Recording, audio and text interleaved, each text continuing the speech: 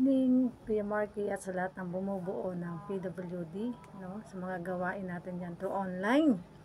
Merry Christmas at sana huwag kayong bumitaw. Masigit tayong kumapit kay Lord.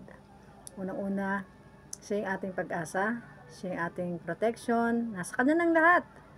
Kaya huwag tayong bumitaw mga kapatid.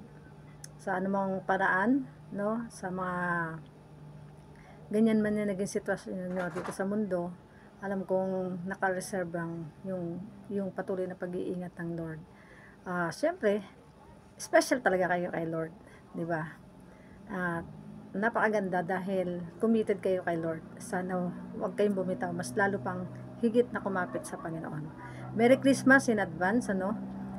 Nawa ay mapuno kayo ng kagalakan sa anumang ganap meron ang ang mga bumubuo dyan sa inyong gawain. Hindi na ako nakasama, no, kasi sobrang busy na din. So maraming salamat at sana maging inspirasyon nyo yung bawat isa sa anumang sitwasyon. Siguro sana maka-join pa din kami, kaya lang kasi si Daddy nandun sa Quezon City. Siguro may cellphone na yun, siguro makapag-join na yun ng sarili niya.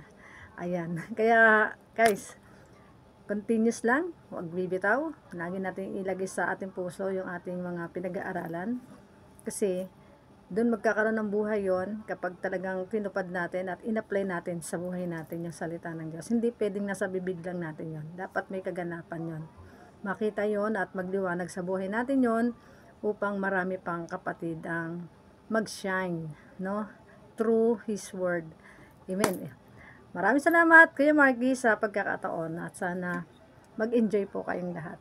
Ayan. God bless you all. I love you po sa inyong lahat. This is Avitera and Sergeant Lady Red. God bless.